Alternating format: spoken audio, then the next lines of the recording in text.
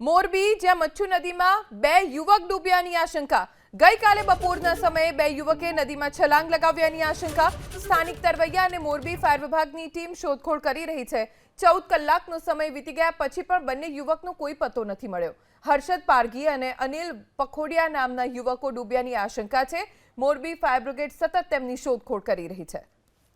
ગઈકાલે બપોરે યુવકો